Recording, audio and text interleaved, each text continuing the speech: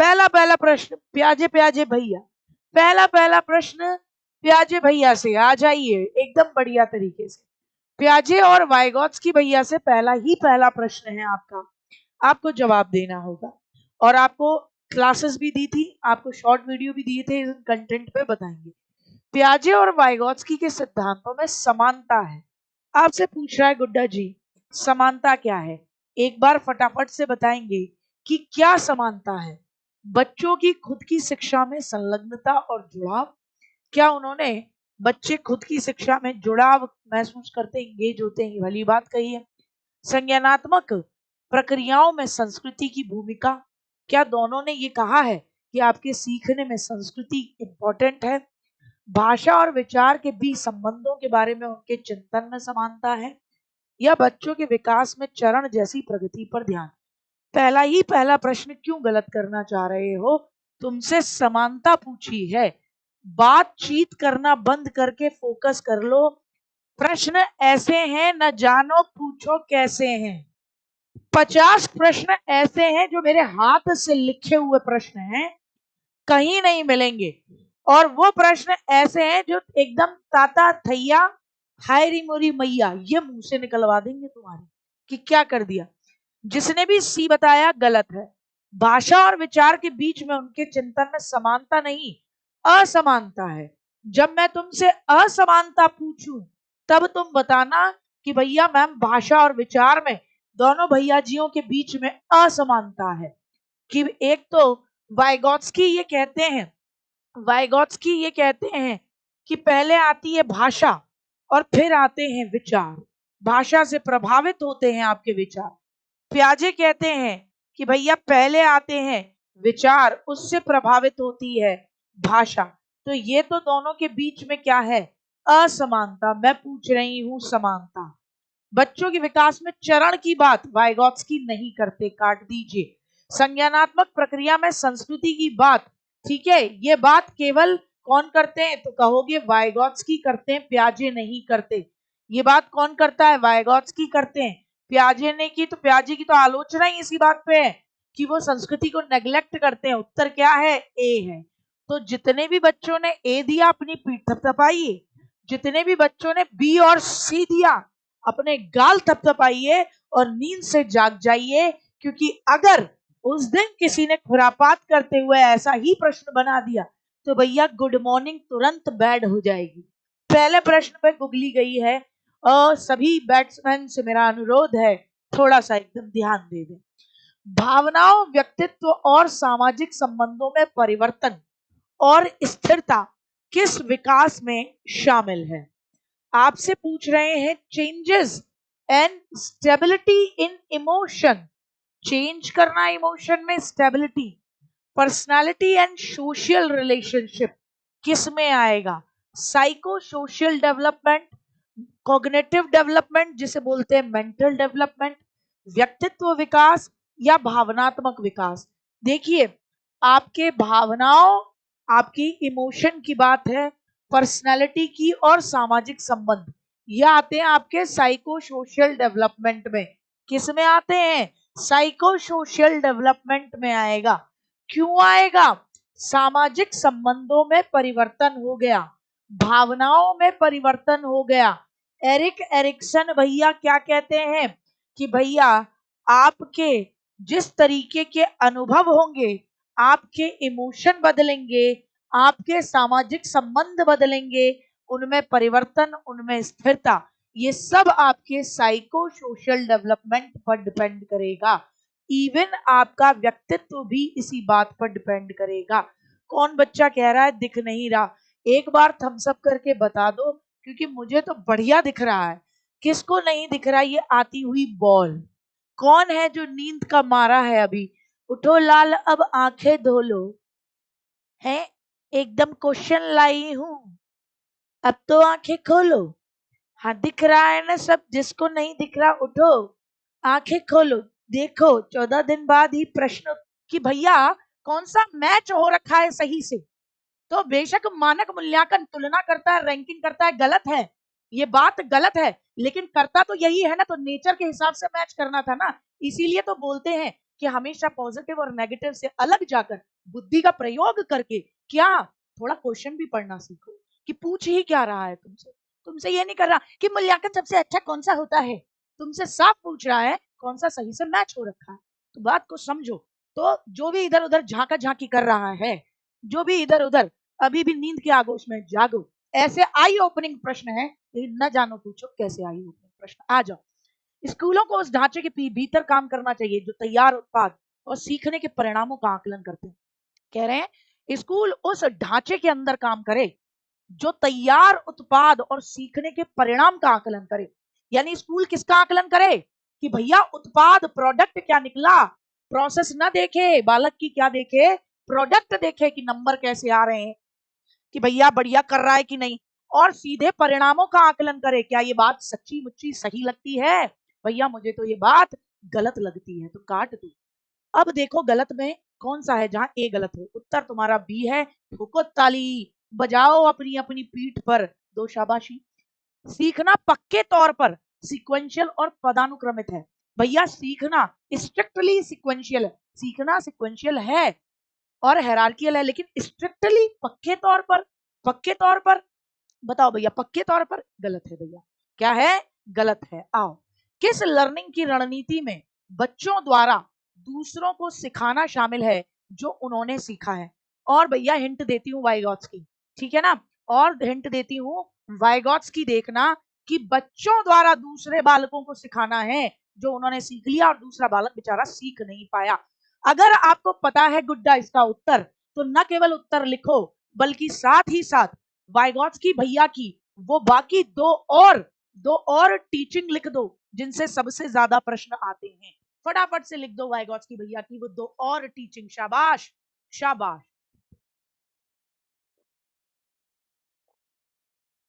गर्म पानी कोई पीना चाहेगा, बताओ। जेडपीडी टीचिंग की बात कर रही हूँ, जेडपीडी नहीं, जेडपीडी तो मेरे बच्चे अंतर है, इसके फोल्डिंग मदद है। कोऑपरेटिव लर्निंग और कोलैबोरेटिव लर्निंग। शाबाश।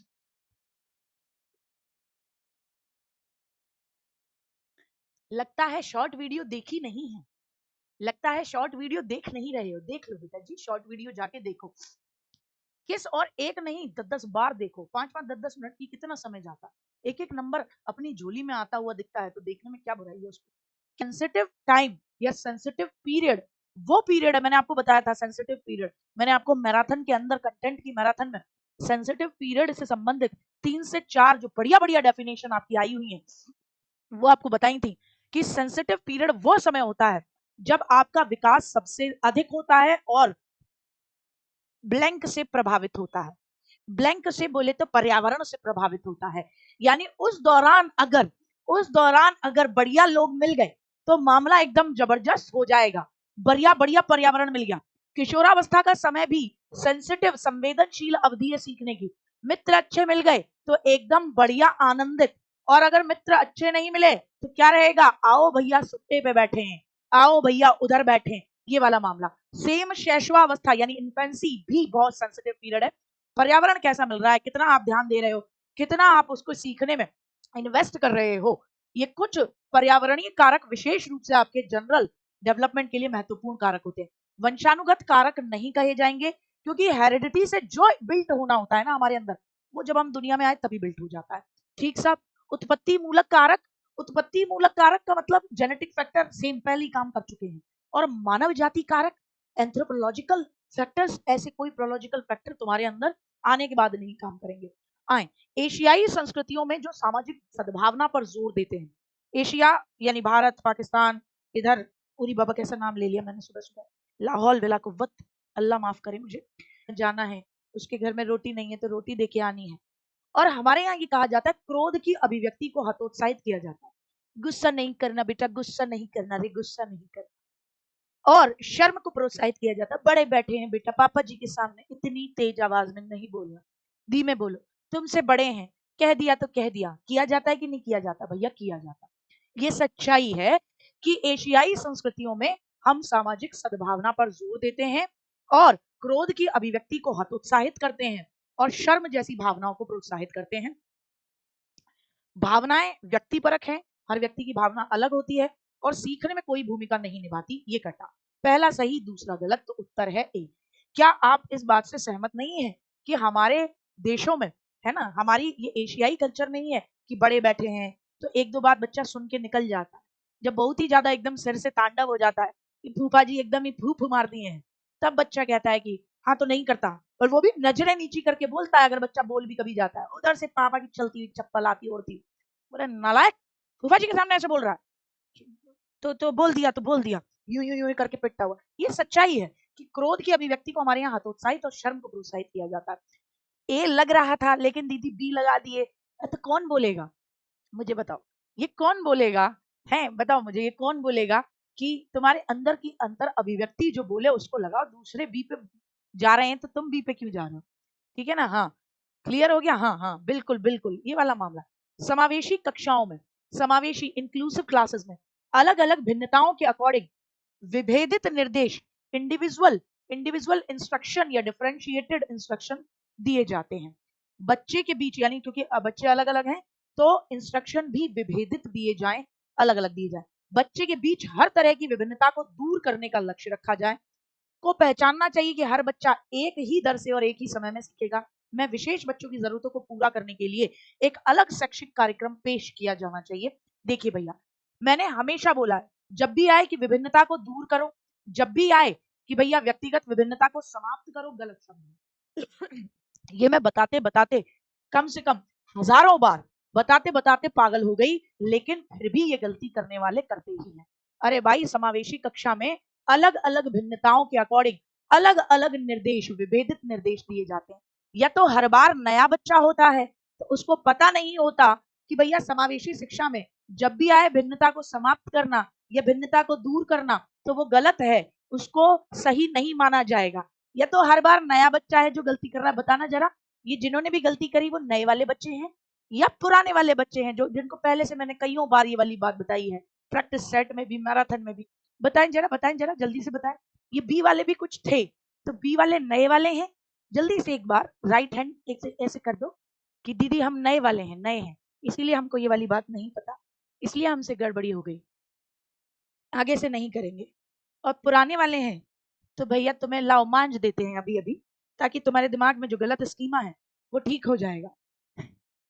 जीन पियाजे के अकॉर्डिंग चिन्हों के लिए चिन्हों का प्रयोग करने की क्षमता, गौर फरमाएं भैया, जीन पियाजे के अकॉर्डिंग सिंबल्स के लिए सिंबल्स का यूज करने की क्षमता, जैसे कि अक्षर एक्स को अज्ञात अंक मानने की क्षमता खाली स्थान के दौरान विकसित होती है। यहाँ बताओ कौन सी अवस्था के दौरान, और ये बच्चों को क्या सीखने में मदद करेगी? बताएंगे भैया, बच्चों को क्या सीखने में मदद करेगी? भैया, चिन्हों के लिए चिन्हों का प्रयोग, जबरदस्त तरीके का मैथ्स, यानी एक्स मान लिया जाए कि माना कि राम को श्याम से मिला धन एक्स था, या माना कि सीता जी ने जो रावण को जो पैसा उधार दिया वो एक्स था, इतने रुपए की ब्याज है। तो भैया यहाँ आपसे कहा जा रहा है कि क्षमता के खाली स्थान के दौरान विकसित होती है। तो हम ये जो माना कि एक्स लगाते हैं मैथ्स में, वो कब आएगा? तो भैया वो आएगा फॉर्मल ऑपरेशनल में, और ये बच्चे को मदद करेगा किसमें? बीज गणित और गणना में, यानी एलजेब्रा और कंप्यूटेशन सीखने में मदद करेगा। अब देखो भैया, ब्रूनर से भी इसको समझा जा सकता था।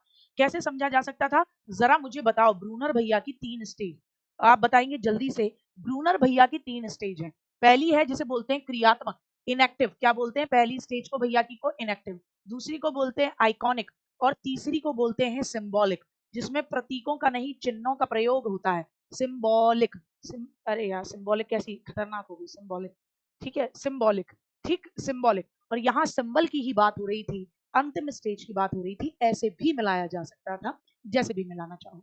एक प्रगतिशील क्लास में आकलन कैसा होगा? अब बताओ, अच्छे वाले आकलन का गुण बताना है कि एक प्रगतिशील क्लास में आकलन क्या होगा। आकलन मानक संदर्भित होगा। मानक संदर्भित तो सबसे गंदा होता है, क्योंकि ये क्या बताता है? ये रैंक कर बताता है कि बच्चे की कितनी रैंक है, ये तुलना करता है। गतिशील होगा, गतिशील डायनेमिक होगा, उद्देश्यपूर्ण होगा, योगात्मक भी नहीं होगा। अब इन दो में से क्या लगाते हो? उद्देश्यपूर्ण होगा या गतिशील होगा? आराम से बताने का, आराम से बताने का रे बाबा, आराम से बताने का। बिल्कुल, प्रगतिशील क्लास में आकलन गतिशील होगा। आकलन गतिशील होगा मतलब आकलन ऐसे चल चल के जाएगा। अभी यहाँ खड़ा है आकलन, फिर यहाँ खड़ा होगा, हेलो, फिर यहाँ खड़ा होगा। आकलन गतिशील होगा मतलब कई तरीके का आकलन होगा, रिजिड नहीं होगा, यानी लचीला आकलन होगा। क्या कहोगे? लचीला आकलन होगा, हर बच्चे की जरूरत के हिसाब से होगा। कैसा होगा? तो आप कहोगे हर बच्चे की जरूरत के अकॉर्डिंग होगा। कैसा होगा? तो आप कहोगे हर बच्चे की जरूरत के अकॉर्डिंग होगा। कैसा होगा? हर बच्चे की जरूरत के अकॉर्डिंग होगा, ऐसा होगा। ठीक साहब, क्लियर हो गया? आगे बढ़ो। आपको अब कह रहे हैं वो कोई उद्देश्यात्मक निश्चित क्षण नहीं होता जब कोई बच्चा आपकी मिडिल चाइल्डहुड या अडोलसेंस में प्रवेश करता है। कह रहे हैं वो कोई एक निश्चित समय नहीं होता, वो कोई एक निश्चित समय नहीं होता, वो कोई निश्चित क्षण नहीं होता जब आप एक पर्टिकुलर मिडिल क्लास या आप एक पर्टिकुलर अडोलसेंस में एंट्री मारते हो। आप मेरी बात से सहमत हो या नहीं हो कि आज रात 12 बजे तक ये बच्चा अर्ली चाइल्डहुड वाला, एग्जैक्ट 12 बजे ये बच्चा मिडिल चाइल्डहुड वाला हो जाएगा। इधर 12 बजे 1 मिनट हुआ, तुरंत बोला गया ए चित्रगुप्त, इसमें मिडिल चाइल्डहुड वाली सारी विशेषताएं इसको प्रदान करो। चित्रगुप्त कह रहे हैं ओम बट्टे स्वाहा, और तुरंत सारी विशेषताएं आ गई। ऐसा तो नहीं होता। तो ये बात तो सही हो गई कि वह कोई उद्देश्यात्मक निश्चित क्षण नहीं होता जब कोई बच्चा बाल्यावस्था में या किशोरावस्था में प्रवेश करता है। तो बात तो सही कह रहे हैं। विकास प्रकृति में निरंतर होता है, हाँ, क्योंकि कोई पर्टिकुलर टाइम नहीं है कि इस स्टेज में अब इस स्टेज में निरंतर होता है। दोनों सत्य हैं विद द सही स्पष्टीकरण। जिसने भी बी बताया ठोको ताली, बढ़िया, अपनी पीठ थपथपाएं। हाँ, एक चीज तो बताना ही भूल गई मैं आप लोगों को, अपनी कॉपी और पेन लेकर बैठिए। जो प्रश्न गलत हो आपके तो उनका क्वेश्चन नंबर लिख लीजिएगा, उन्हें दोबारा देखिएगा और अच्छे से उनको रिवाइज कीजिएगा। अच्छा बेटा मैं हट जाऊंगी, मैं साइड हो जाऊंगी, थैंक यू, सॉरी, ठीक है, कोई दिक्कत नहीं, मैं हट जाऊंगी बेटा, इधर हो जाऊंगी। एक माध्यमिक स्कूल टीचर बच्चों को कंसेप्ट और वास्तविक दुनिया के अनुप्रयोगों के बीच संबंध बनाने में मदद करके मीनिंगफुल लर्निंग को सक्षम बनाना चाहता है। एक 6 to 8 का टीचर है जो कि बच्चों को कंसेप्ट और वास्तविक दुनिया में उन कंसेप्ट को कैसे अनुप्रयोग करना है, अप्लाई करना है, इसके बीच में संबंध बनाने में मदद करके मीनिंगफुल लर्निंग को बच्चे को सिखाना चाहता है। तो कौन सी गतिविधि सही रणनीति होगी कि बच्चा मीनिंगफुल लर्निंग कर पाएगा? Which one is the best रणनीति हियर? बच्चों को छोटे ग्रुप में वर्तमान मुद्दों पर रिसर्च करने दे और कहे कि बेटा जो तेरा कंक्लूजन हो उनको पूरा ग्रुप क्लास के सामने लेकर आए। बच्चों को नियम और परिभाषाएं याद करने दे, याद करना रॉन्ग। बच्चों को एमसीक्यू प्रश्नों के साथ वर्कशीट दे। आप बच्चे का टेस्ट ले रहे हो जो कि ठीक नहीं है, क्योंकि आप एमसीक्यू में कितना रिजल्ट आया उस पर ध्यान दोगे। बच्चों को उद्दीपक अनुक्रिया अनुबंधन की विधि से सीखने को कहे, अगेन गलत। तो क्या रहेगा? बच्चों को छोटे समूहों में वर्तमान मुद्दों पर रिसर्च करने के लिए दे, शोध करने के लिए दे। लेव वाइगोत्स्की के अकॉर्डिंग बच्चे खाली स्थान के साथ किसके साथ इंटरैक्शन के अनुभव से फायदे में आते हैं? बच्चे किसके साथ इंटरैक्शन करें कि बच्चे को फायदा हो और उन कामों को कर पाए जो कि उसके जेडपीडी यानी कि उसके समीप दूराभिमुख विकास के क्षेत्र के बाहर है या अंदर। किसका साथ ले ले बच्चा, किसका साथ ले, किसके साथ इंटरैक्शन करे बच्चा कि फिर बच्चा जेडपीडी प्राप्त कर सके? इसका जवाब देंगे फटाफट से, और बतियाना नहीं है। क्लास को लाइक करें, शेयर करें, और नए हैं तो सब्सक्राइब करें। मैं 1 मिनट में आती हूँ, भाई को दवाई दी।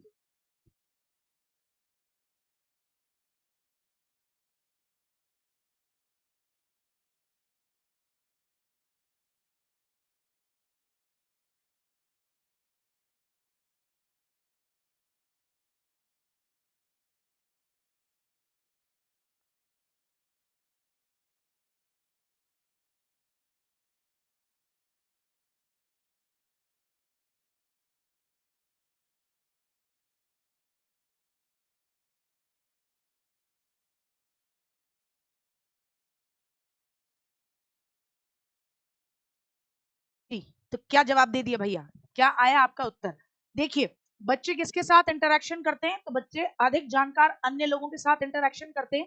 और हमेशा याद रखना जेडपीडी अंदर होता है। जेडपीडी क्या होता है?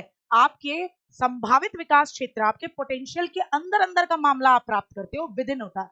हमेशा इस डायग्राम को याद रखना, बढ़िया तरीके से बस पढ़ते चलो, पीडीएफ भी मिलाना नहीं, और बता दूंगी सभी पीडीएफ वही मिला करेंगे। ठीक है, आ जाओ। डिसलेक्सिया क्या है?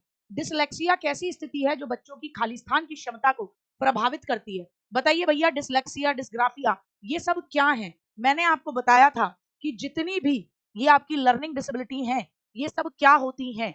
ये सब किससे जुड़ी हुई होती हैं? तो आप बताएंगे डिसलेक्सिया कैसी स्थिति है जो बच्चे की कौन सी क्षमता को प्रभावित करती है। हमेशा याद रखो जितनी भी लर्निंग डिसेबिलिटी है सब की सब आपकी न्यूरोलॉजिकल डिसऑर्डर है, सबकी सब आपकी सेंट्रल नर्वस सिस्टम की प्रॉब्लम्स है। और डिसलेक्सिया में आपको पढ़ने में दिक्कत होती है तो ध्वनात्मक प्रसंस्करण में दिक्कत होती है, आप ध्वनियों को, साउंड को, चित्रों को जोड़ नहीं पाते, तो यहाँ दिक्कत होती है। इसमें संवेदी नहीं है, संवेदी होती तो आपके मूवमेंट में दिक्कत, गति संवेदी गतिक होती, उसमें दिक्कत वाला मामला रहता है।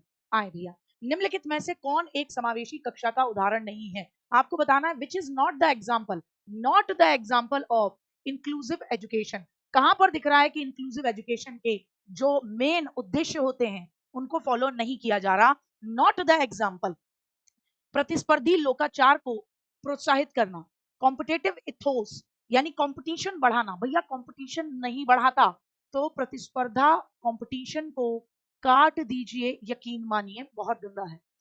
विविध दृष्टिकोणों का यानी different diverse point of views को साथ में लेकर चलना, ये होता है।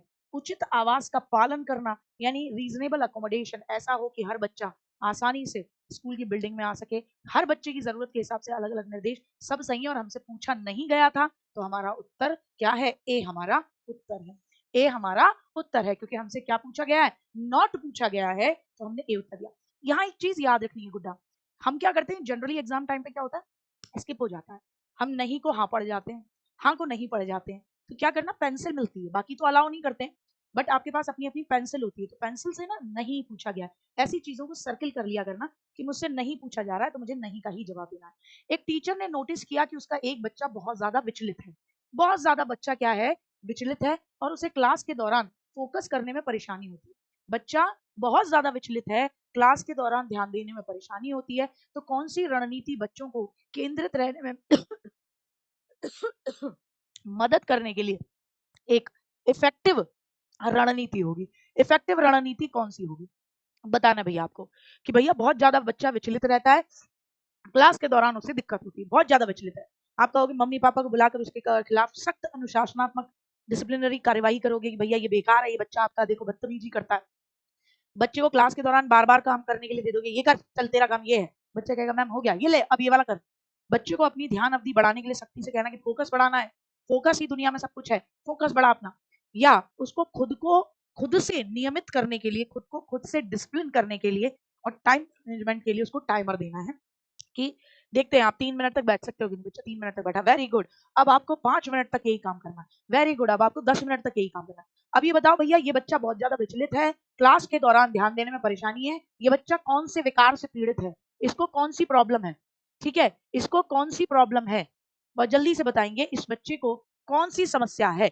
कौन बता रहा है, जल्दी से बता दे फटाफट। बहुत बढ़िया प्रियंका सिंह, बहुत बढ़िया प्रियंका सिंह, ये बच्चा कर पाता और बहुत ज्यादा अटेंशन में डिफिसिट है, ध्यान नहीं दे पाता और हाइपर एक्टिव है, अति आवेगशील। कौन सी प्रोसेस वातावरण से प्राप्त जानकारी के अर्थ निर्माण और इसे मेमोरी में आगे संग्रहित करने के लिए जरूरी है, बताएंगे भैया। कौन सी प्रोसेस है कि एनवायरनमेंट में जो भी जानकारी आपको मिल रही है, आप उसके अपने अकॉर्डिंग उसका अर्थ निर्माण करो, यानी अपने अकॉर्डिंग उसको समझो, अपने अकॉर्डिंग उसके बारे में अंडरस्टैंडिंग बनाओ और आप उसे अपनी मेमोरी में स्टोर करने के लिए सबसे पहला प्रोसेस कौन सा है इसके अंदर, आप बताएं। सबसे पहला प्रोसेस क्या है? सबसे पहला प्रोसेस होता है अवधान यानी अटेंशन। क्या सबसे पहले अगर आपने ध्यान दिया यानी आपने अटेंशन की, तभी तभी आप क्या कर पाओगे, अर्थ निर्माण कर पाओगे और इसे स्मृति में आगे संग्रहित कर पाओगे, स्टोर कर पाओगे। पुनर्प्राप्ति रिट्राइवल तब होता है जब कोई चीज आपके दिमाग में बैठ गई, फिर आप उसे प्राप्त करना चाहते हो तो स्मृति के कोने से निकालकर उसे वास्तविकता के धरातल पर लाना, वो होता है। कोलबर्ग के नैतिक विकास की किस अवस्था में बच्चों का तर्क सिद्धांत की नैतिकता पर केंद्रित होता है? भैया कोलबर्ग भैया की तीन क्या है, तीन आपके लेवल हैं, 3 लेवल हैं और 6 स्टेजेस हैं। क्या कहेंगे, 3 लेवल हैं और 6 स्टेजेस हैं, 3 लेवल 6 स्टेजेस। कहां पर नैतिकता, बच्चों का तर्क सिद्धांत की नैतिकता पर, कहां पर बच्चा नैतिक होता है, कहां पर बच्चा नैतिक है, कहां पर बच्चा नैतिक होगा? भैया ध्यान से सुन लो, ध्यान से पढ़ लो, कहां पर बच्चा नैतिक होगा नाम में ही क्लियर है। कोलबर्ग के नैतिक विकास की किस लेवल में बच्चों का तर्क सिद्धांत की नैतिकता पर केंद्रित है। कहां पर होगा? जहां पर नाम ही नैतिक स्तर होता है, यानी कन्वेंशनल लेवल पर, है ना। पहले वाले में प्री कन्वेंशनल में बच्चा नैतिक नहीं है, पोस्ट कन्वेंशनल ऑप्शन दिया हुआ नहीं है, तो कब होगा? Pre conventional. स्वायत्त नैतिकता और विषम नैतिकता यानी हेटेरोनोमस मोरालिटी और ऑटोनोमस मोरालिटी, ये पियाजे के शब्द हैं। ठीक साहब, आगे बढ़ेंगे। एक प्राइमरी स्कूल का टीचर किसके द्वारा बच्चों के शैक्षणिक आत्म अवधारणा के विकास को दृढ़ता से प्रभावित कर सकता है? मतलब आपसे कह रहे हैं एक प्राइमरी स्कूल का टीचर, प्राइमरी स्कूल का टीचर है भैया, प्राइमरी स्कूल का 1 to 5 वाला टीचर है, ठीक है ना। आ रही बात समझ में? हाँ। अब उसके द्वारा बच्चों के एजुकेशनल सेल्फ कंसेप्ट की चीजों को लेके ना बच्चे का अपना कंसेप्ट बने, तो सेल्फ कंसेप्ट के विकास को कौन सी चीज सबसे ज्यादा इफेक्ट करेगी? कि वो कहते हैं अबे तुमसे तो हो गया, पहले क्वेश्चन में तो जवाब नहीं आया था तुम्हारा, तुम बताओगे। ऐसे कर दे भाई साहब, बहुत कम उम्मीद है, ऐसे बोल दे बच्चों से, सभी बच्चों से ये कह दे मुझे तुम में से किसी से भी उम्मीद नहीं है, तुम तो ना की कटवाओगे। बच्चों में स्वायत्तता, अच्छा देखो स्वायत्तता ना पॉजिटिव चीज होती है, क्योंकि स्वायत्तता का मतलब क्या होता है गुड्डा? तो आप कहोगे स्वतंत्रता होता है।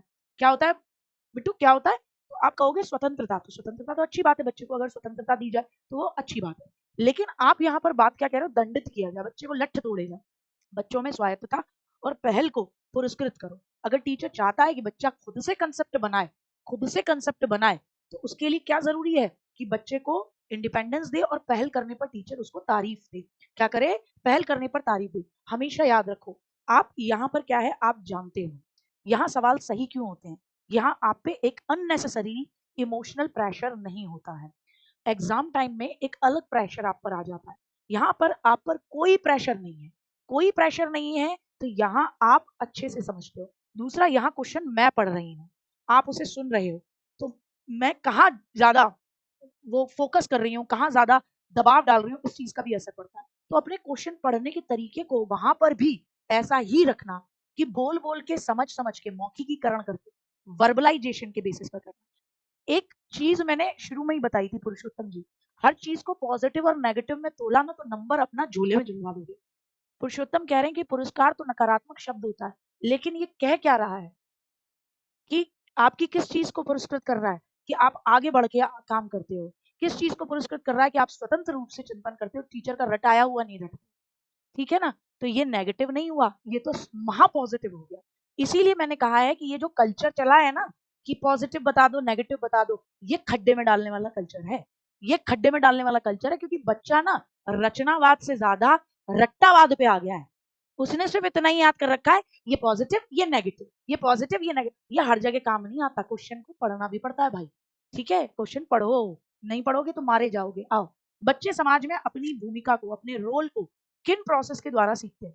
बच्चा समाज में अपना रोल क्या है कैसे सीखता है भैया बताओ? बच्चा समाज में अपने रोल को, मैं ये नहीं कह रही कि बच्चा अपने ज्ञान को कैसे सीखता है। अगर मैं कहूं कि बच्चा अपने ज्ञान को किस प्रोसेस से सीखता है, अगर मैं कहूं बच्चे का ज्ञान, मैं कहूं बच्चे का ज्ञान, या मैं कहूं बच्चे का स्कीमा किस प्रोसेस से आता है, मैं ज्ञान की बात कहूं या मैं स्कीमा की बात कहूं, तो आप बताओ बच्चे का ज्ञान, बच्चे का स्कीमा किस प्रोसेस से आता है, तो उत्तर देना किस प्रोसेस से। तो फिर आप उत्तर देना क्या दोगे, तब आपका आंसर होगा, उत्तर होगा सी। लेकिन मैंने ज्ञान की बात नहीं की, मैंने स्कीमा की बात नहीं की, मैंने कहा आपकी भूमिका, आपका रोल क्या है। तो भैया आपका रोल क्या है, ये समाज में आपका रोल क्या है, ये सोशलाइजेशन की प्रोसेस से आता है, सामाजिकरण से आता है, और उत संस्करण यानी अकल्चरेशन, यानी संस्कृति में बदलाव, संस्कृति में क्या बदलाव, उससे आता है। संस्कृति में बदलाव, अकल्चरेशन यानी कि कल्चर में बदलाव, इससे आता है। ठीक साहब, मैंने आपसे ये नहीं कहा कि बच्चे का ज्ञान या स्कीमा किस प्रोसेस से आता है। अगर मैं ज्ञान स्कीमा की बात कर रही थी तो आप बिल्कुल सही थे, अडॉप्टेशन, अकोमोडेशन, है ना, असिमिलेशन, तो बात बहुत सही थी। मैंने कहा बच्चे समाज में अपनी भूमिका कैसे सीखते हैं, कि भैया बड़ों के सामने ऐसे हाथ जोड़कर नमस्ते करनी, ये समाज के अकॉर्डिंग ढालने की प्रक्रिया सामाजिकरण कहलाती है। तो प्रोसेस में आपको सामाजिकरण में जाना था, और साथ में उप संस्करण यानी संस्कृति। मैं इसीलिए कह रही हूँ समय लीजिए, लेकिन क्वेश्चन अच्छे से पढ़िए, और मैंने शुरू में ही कहा है प्रश्न ऐसे न जानो पूछो कैसे। और ये बात मैंने उस दिन भी कही थी जब मैंने कंटेंट की मैराथन कराई थी, कि भैया कहीं से भी पढ़ लेना, ऐसे क्वेश्चन कराऊंगी आत्मा तृप्त हो जाएगी, टॉपिक रिवाइज हो जाएंगे, क्वेश्चन को कैसे पढ़ना है और क्वेश्चन कैसे पूछे जा सकते हैं, ये वाला मामला भी रहता है। ठीक साहब, आ जाओ आ जाओ। जीन पियाजे के अकॉर्डिंग जब किसी बच्चे को खिलौना दिखाया जाता है और फिर छुपा दिया जाता है, खिलौना दिखाया और छुपा दिया, वो उसे भूलता नहीं है, बल्कि वो खिलौने को खोजने की कोशिश करता है और उसी जगह पर जाकर खोजने की कोशिश करता है जहां उसका वो खिलौना रखा जाता है। ठीक है साहब, तो बताना है ये किस अवस्था में पाई जाती है और क्या कहते हैं, तो सेंसरी मोटर में पाई जाती है और वस्तु स्थायित्व कहते हैं। ये मैंने आपको शुरुआती दौर में ही बताया था, जो जीन पियाजे की शॉर्ट वीडियो बनाई उसमें भी बताया कि यही चीजें बार बार पूछेंगे। प्री ऑपरेशनल में कभी भी वस्तु स्थायित्व नहीं होता। प्री ऑपरेशनल में आत्म केंद्रितता होती है, लेकिन आत्म केंद्रितता का मतलब होता है किसी एक पहलू पर फोकस, कि आप कोई चीज देख रहे हो, उसके केवल एक पहलू पर, किसी एक पहलू पर, एक एस्पेक्ट पर आप फोकस कर रहे हो, कि लंबाई देख रहे हो तो लंबाई देख रहे हो, चौड़ाई देख ही नहीं रहे। मूर्त संक्रियात्मक में आपकी रिफ्लेक्सिव मेंटल ऑपरेशन नहीं होते, रिफ्लेक्सिव प्रोसेस नहीं होती। ठीक साहब, आओ। लॉरेंस कोलबर्ग के अकॉर्डिंग नैतिक विकास के अच्छा लड़का अच्छी लड़की, जो कि आपकी थर्ड स्टेज है, कौन सी स्टेज है बेटा जी, तो आप कहोगे थर्ड स्टेज। अच्छा लड़का अच्छी लड़की चरण में व्यक्तियों की क्या विशेषता होती है? अच्छा लड़का अच्छी लड़की में क्या विशेषता है? नियमों को निश्चित और निरपेक्ष के रूप में देखेगा, कि नियम अटल हैं, बदल नहीं सकते।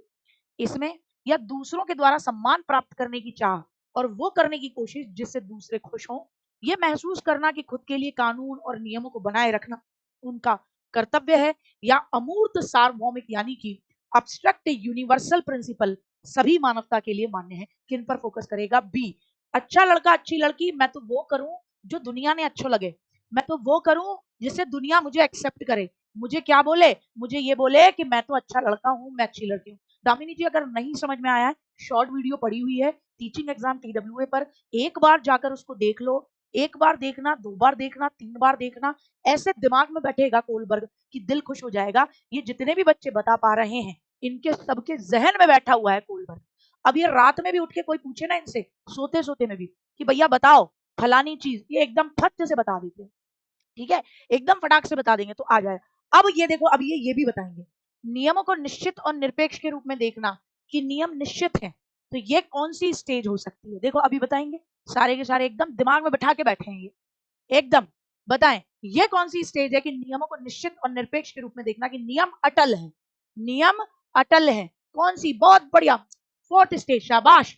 अब तुमने मेरा दिल खुश किया है, फक्र से मेरा सीना चौड़ा कर दिया औलादो। फोर्थ स्टेज, कि प्राण जाए पर नियम न जाए, नियम और कानून की अवस्था, ये महसूस करना कि खुद के लिए कानून और नियमों को बनाए रखना उनका कर्तव्य है। अगेन फोर्थ स्टेज, ये कर्तव्य है कि नियम और कानून बनाने।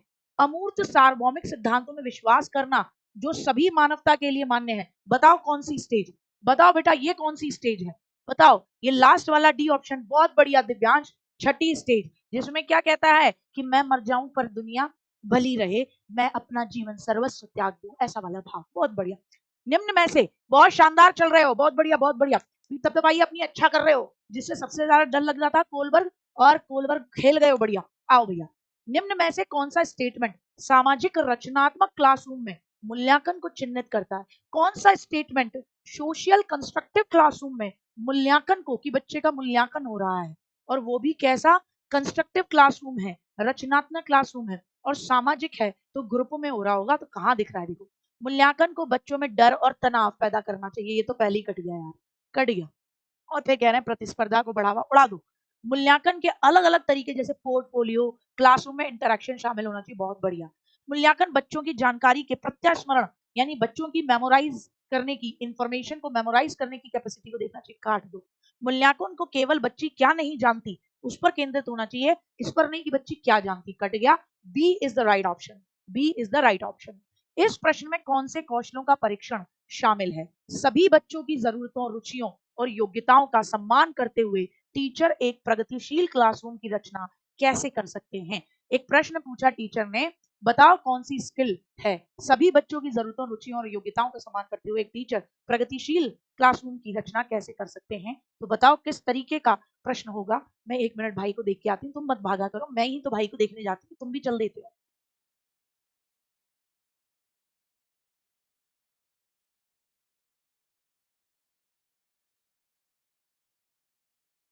सच्ची तुम कह रहे हो तो लगा रही हूँ बेटा, ये तो बात सही है, केवल ज्ञान का मामला नहीं है, केवल बोध का मामला भी नहीं है। अभिसारी सोच क्या बताया था, कन्वर्जेंट सोच यानी कंजड़ वाली सोच, और कंजड़ सोच यानी बेकार, कंजड़ सोच यानी बेकार। तो भैया ऐसा प्रश्न पूछ रही है टीचर बच्चों से, कह रही बेटा तुम्हारी जरूरत, तुम्हारी रुचि, तुम्हारी योग्यताओं का सम्मान करते हुए मैं कैसे प्रोग्रेसिव क्लासरूम बनाऊं। तो इसका मतलब टीचर समस्या समाधान कौशल विकसित करवा रही है अपने बच्चों में कि बेटा बताओ कैसे करना चाहिए, है ना, वो वाला मामला। बौद्धने की गतिविधि करने के बाद रोशनी बच्चों को इस प्रश्न पर मनन करने के लिए प्रोत्साहित करती है।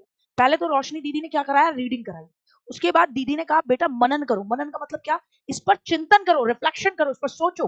किस क्वेश्चन पर, आपने अपने पाठक होने के बारे में क्या सीखा।